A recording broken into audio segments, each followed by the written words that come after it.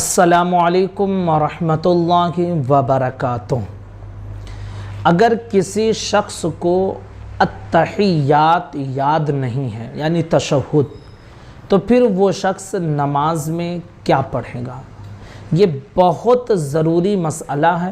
جو میں آپ تک پہنچا رہا ہوں۔ اسے دھیان سے سن کر سمجھنے کی کوشش کریں، اور مجھے امید ہے کہ ضرور یہ آپ کے لیے بہت ہی نیا مسئلہ ہوگا، تو اسے سمجھنے کی کوشش کریں۔ ہمارے بہت سارے ساتھی جو ہے نا، یہ سورت یاد نہیں ہے، التحیات یاد نہیں ہے، یہ یاد نہیں، وہ یاد نہیں، اس کا بہانہ مار کر جو ہے نماز نہیں پڑھتے ہیں۔ یاد رکھیے کہ بالغ ہونے کے بعد نماز فرض ہو جاتی ہے، ٹھیک ہے؟ اگر کوئی شخص ایسا ہے کہ جس کو التحیات یا درود ابراہیم یا سورت وغیرہ یاد نہیں ہے، تو اس کو سب سے پہلے یہ حکم دیا جائے گا کہ وہ یاد کرے اس کو، اور جب تک یاد نہیں ہے اس وقت تک ایسا نہیں ہے کہ وہ شخص جو ہے نماز ہی نہ پڑھے، نہیں،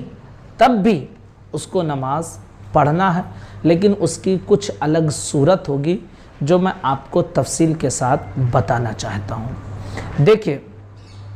جو فرض رکعات ہوتی ہے، جیسے ظہر میں 4 فرض، عصر میں 4 فرض، عشاء میں 4 فرض، مغرب میں 3 فرض اور فجر میں 2 فرض، تو یہ فرض نمازیں تو ہم امام کے پیچھے پڑھتے ہیں، ٹھیک ہے؟ اب امام کے پیچھے جب آپ پڑھ رہے ہیں، اگر آپ کو کچھ بھی یاد نہیں ہے تو پھر امام کے پیچھے آپ نیت کر کے کھڑے ہو جائیں، اور جیسے جیسے امام رکوع سجدہ قیام کریں آپ چپ چاپ کرتے رہیں۔ جو یاد ہو اس کو پڑھیں، اور جو یاد نہ ہو آپ نہ پڑھیں، لیکن آپ کو امام کی اقتداء میں نماز پڑھنی ہی رہے گی، ٹھیک ہے؟ یہ تو فرض نماز کا مسئلہ ہو گیا۔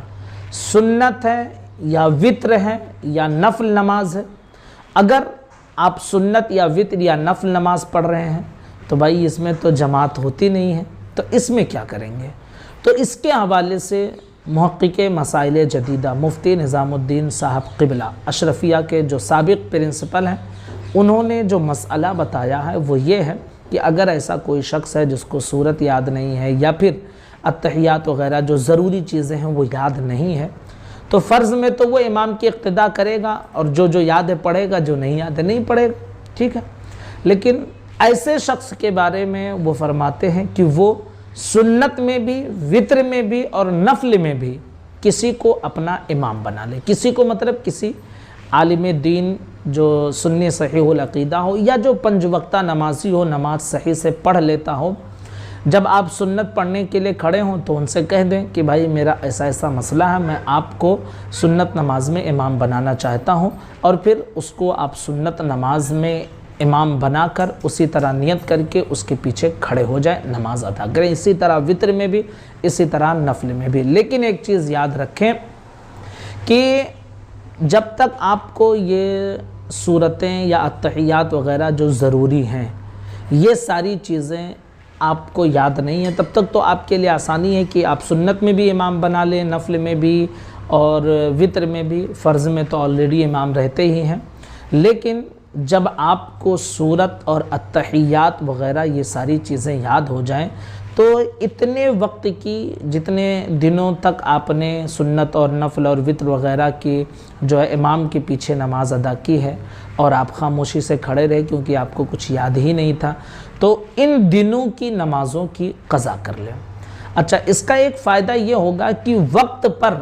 نماز ادا کرنے کا ثواب آپ کو مل جائے گا، جو آپ نے امام کی اقتداء میں نماز پڑھ لی ہے، ٹھیک ہے؟ قضا کا گناہ نہیں ملے گا، ہاں، لیکن آپ کے ذمے میں اس نماز کو دہرانا یہ آپ کے لیے ضروری ہوگا۔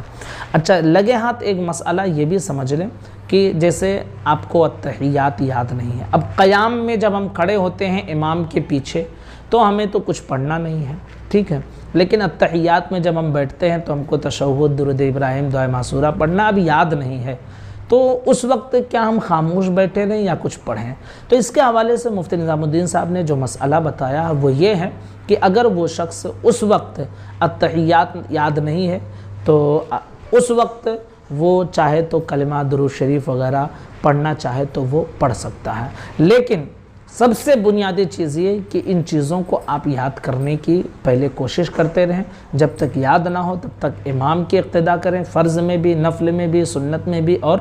جو ہے وطر میں بھی. اور جب آپ کو یاد ہو جائے تو پھر ان نمازوں کی آپ واپس سے قضا کر لیں، تاکہ جو کچھ آپ سے اس میں غلطیاں رہ گئی ہیں اس کو آپ دہرا سکیں. تو یہ بہت ضروری مسئلہ تھا، جو امید ہے کہ بہت سارے لوگوں کے لیے یہ بہت فائدہ مند ویڈیو ہوگی. گزارش ہے اپنے تمام دوستوں ساتھیوں تک اس کلپ کو ضرور پہنچائیں، تاکہ اگر کسی کے لیے اس طرح کا کوئی مسئلہ ہو تو وہ اس ویڈیو کے ذریعے اپنے مسئلے کو کلیئر کر سکے. چینل کو سبسکرائب نہ کیا ہو تو ضرور کر لیں. السلام علیکم ورحمۃ اللہ وبرکاتہ.